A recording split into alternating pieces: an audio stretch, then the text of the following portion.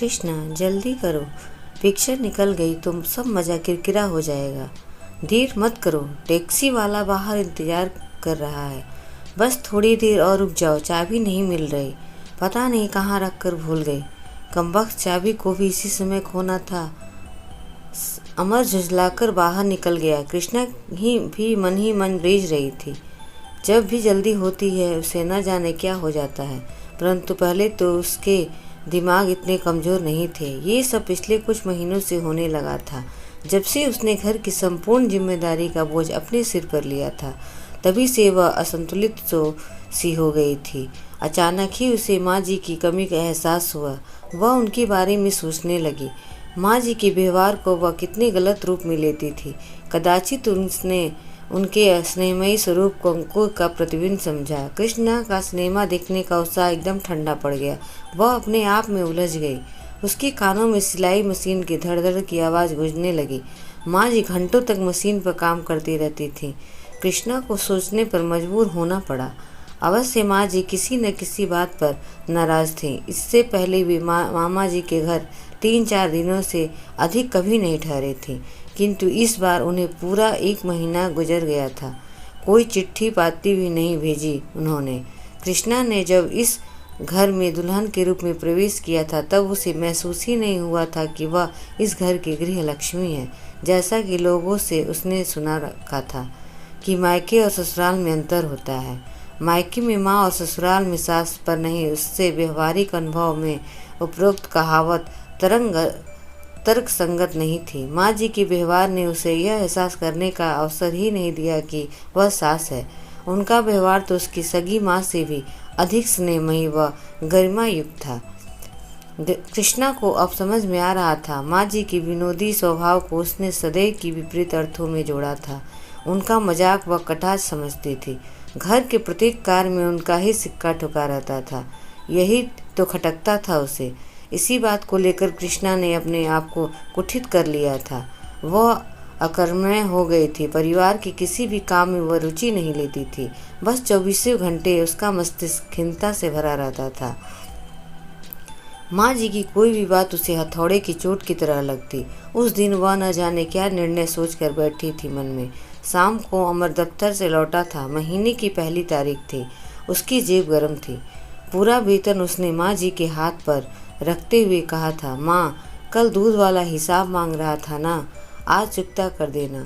रतन से भी यह कह देना कि वह आज ही घर की ज़रूरत का सामान ले आए।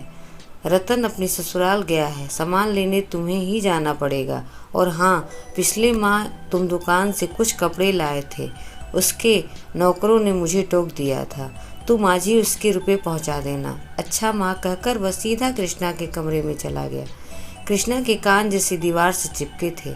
अमर के कदमों की आहट सुनकर वह झटपट फोटो एल्बम खोलकर बैठ गई और कृत्रिम व्यवस्था का नाटक करने लगी।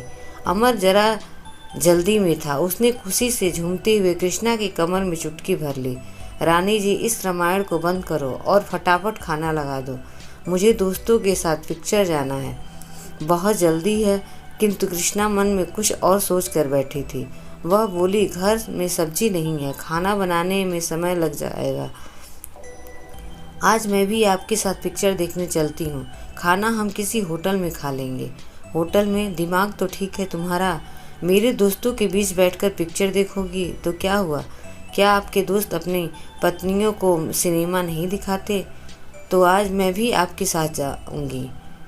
माँ जी से इजाज़त मांगे लेती हूँ। अमर की बात सुनने से पहले ही कृष्णा दरवाजे के बाहर निकल दी। अमर ने उसका रास्ता रोक लिया। कृष्णा, माँ के पास मत जाओ।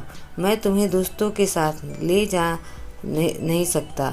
घर की मर्यादाओं का कुछ तो ख्याल करो। कृष्णा की आंखों में तलवार की धार सी चमक उभर आई। वह तेज स्वर में बोली, आप मुझे जानवरों की तरह कैद रखना चाहते हैं क्या? क्या मैं इंसान नहीं हूँ? क्या मेरी भावनाएं नहीं हैं? मैं भी मनोरंजन करूँ, घूमने जाऊँ, खुली हवा में सांस ले सकूँ। तुम्हें मना किसने किया है? दिन भर खाली रहती हो, कहीं भी उठ बैठ सकती हो। शकुंतला के साथ पिक्चर जा सकती हो। बिना पैसों के न तो पिक्चर देखी जा सकती है और न ही बाजार घूमा जा सकता है। आपको मेरी ज़रूरतों की चिंता ही कहाँ है? आपको तो केवल अपने आप में मतलब है। तुम्हारा मतलब क्या है? अमर का चेहरा तमतमा गया। मेरा कोई मतलब नहीं है, सिर्फ आपको बताना चाहती हूँ कि इच्छाएं सभी की समान होती हैं।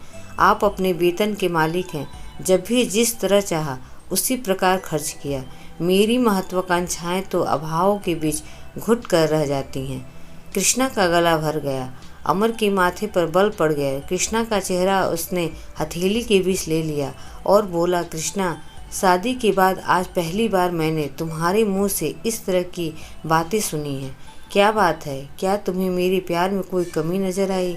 तुम सुखी नहीं हो इस घर में? कृष्णा ने जवाब नहीं दिया। सिसकती हुई वह अपने कमरे में बंद हो गई। अमर खड़ा रह गया। उसे यकीन हो गया कि जरूर कृष्णा के मन में किसी ने जहर भरा है। अमर को खूब ध्यान था। उसने कभी किसी कृष्णा की भावनाओं को ठेस पहुंचाने की कोशिश नहीं की थी। उसकी इच्छाओं का कभी भी दमन नहीं किया था। फिर उसके दिमाग में यह बात कैसे घर कर गई कि वह उपेक्षित है। उस दिन अमर पिक्चर देखने जरूर गया था, पर उसका मन नहीं लगा था। रह रह कर उसके मस्तिष्क में कृष्णा के शब्द विस्फोटों की भांति गूंजते रहे थे। सिनेमा से लौटते समय एकाएक ही उसे विचार आया कि कृष्णा इसीलिए तो परेशान नहीं है कि वह पूरा वेतन माँ को दे देता है। अपने वार्तालाप में कृष्णा ने उसके वेतन पर भी टिप्पणी की थी। दूसरे दिन अमर ने यह आभास भी नहीं होने दिया कि कल उनके बीच किसी भी प्रकार का विवाद भी हुआ था। उसने खुद ही बात को सामान्य करने के लिए कहा, कृष्णा, कल की पिक्चर बहुत अच्छी थी। आज तुम माँ के साथ देख आना। मेरा देखने का मूड नहीं है, कृष्णा ने रूखा सा उत्तर दिया। कल तुम खुद ही चाह रही थी, आज मैं कह रहा हूँ तो इनकार कर रही हो। समझ में नहीं आता कि तुम चाहती क्या हो। अमर झल्ला गया। आप व्यर्थ ही परेशान हो रहे हैं। मेरा सचमुच मूड नहीं है। पिक्चर में पैसे बेकार चले जाएंगे। इन रुपयों से घर का कुछ सामान आ जाएगा।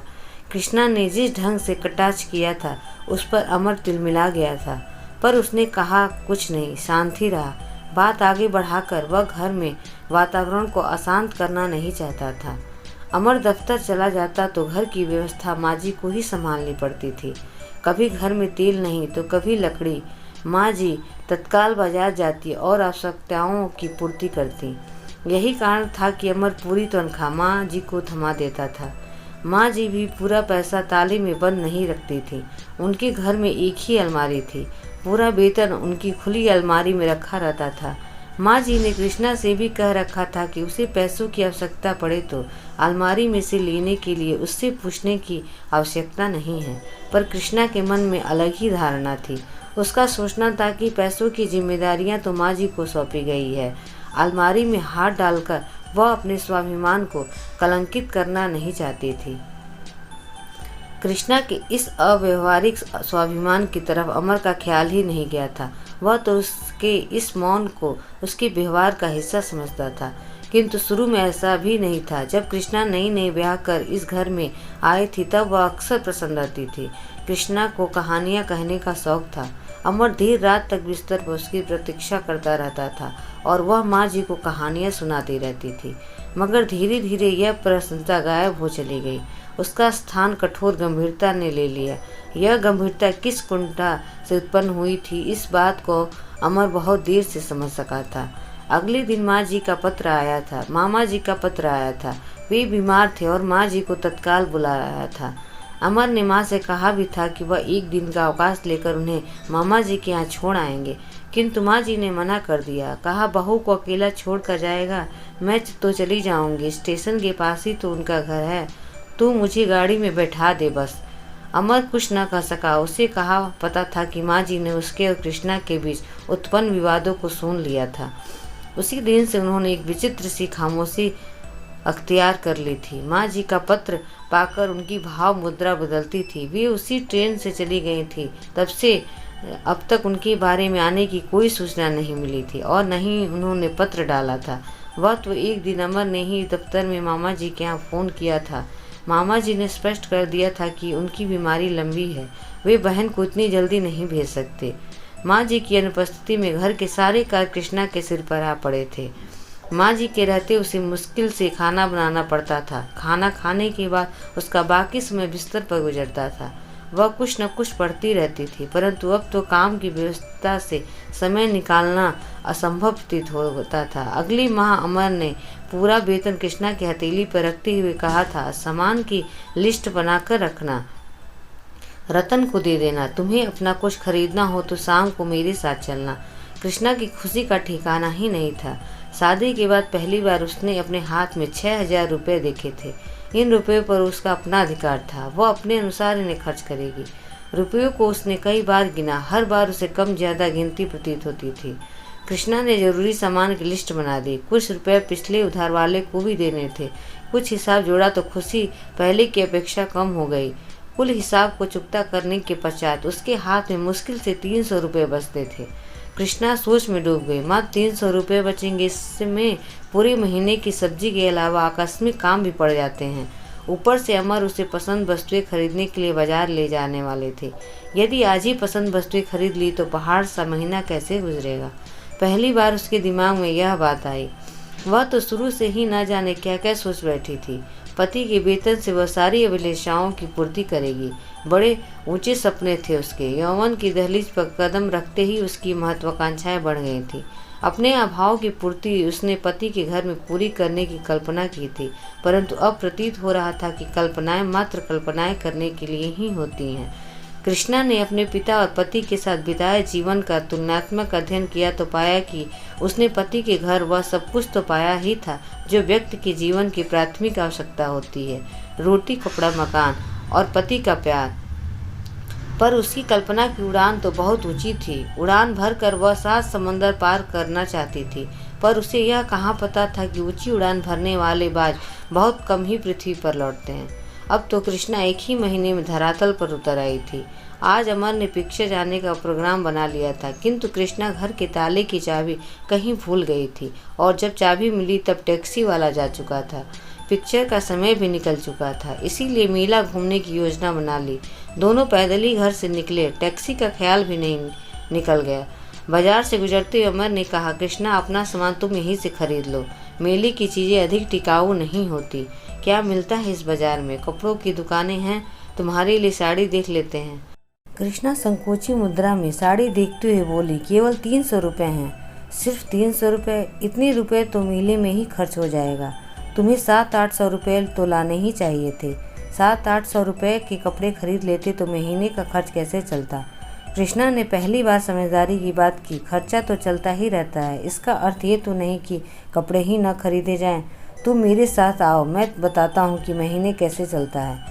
अमर ने दुकान पर ले गया। कृष्णा ने 250 रुपये वाली 2 साड़ियाँ पसंद की। अमर ने 500 रुपये उधार खाते में लिखवा दिए। मेला पहुँचने पर कृष्णा ने कहा, आप उधार नहीं लिया करें। यदि अगले महीने 500 रुपये कपड़े वाले को न दे सके तो कपड़े वाले क्या सोचेगा? कुछ नहीं सोचेगा। अमर ने कहा, नौकरी वाले को इसी तरह गुजर बसर करनी पड़ती है। क्या पति पत्नी को अपने कपड़े भी नहीं पहना सकता? स्त्री की शोभा कपड़ों में होती है। यह अत्यंत भावुक क्षण था। कृष्ण की आंखों में आंसू भर आए। वह भरे कंठ से बोली, घर की व्यवस्था कितनी कठिन होती है, यह मैं देर से समझ सकी। पहले तो मैं सोचती थी कि आप लोग अपने पैसों को अपनी तरह से खर्च करते हैं। मैं गलत थी, पर अज्ञानतावश तो कोई भी गलत नहीं कर सकता है। क्या आप मुझे क्षमा? अमर ने आगे कुछ कहने से पहले कृष्णा के होठों पर अपनी उंगली रख दी। बस अब कुछ मत कहो। कृष्णा के आंसू गाल के नीचे लुढ़क गए और वह मुस्कुरा दी। झूले में झूलते हुए अमर ने घड़ी की ओर देखते हुए कहा, कृष्णा अभी समय है, लास्ट शो मिल जाएगा, फिर खर्चा। कृष्णा ने अमर की ओर तिरछी नज़र से देखा। जी हाँ, मनोरंजन भी जीवन का एक आवश्यक अंग होता है, इसे भी खर्चे की लिस्ट में लिख लेना। दोनों ने एक दूसरे की ओर देखा और मुस्कुरा दिए। कृष्णा के चेहरे पर नया अनुभव और कुछ नया पाने की खुशी उभर आई। अमर सोचने लगा, माँ का कथन गलत नहीं था। पत्नी को घर की सभी जिम्मेदारियां सौंप देनी चाहिए, तभी उसके व्यक्तित्व और अनुभव में निखार आता है। आज कृष्णा व अमर दोनों ने ही जिंदगी के सच को जाना। कृष्णा के जीवन में आज भावनाओं के ज्वर की उच्चतम सीमा थी। अगर कहानी पसंद आई हो तो प्लीज़ लाइक एंड सब्सक्राइब जरूर करें। धन्यवाद।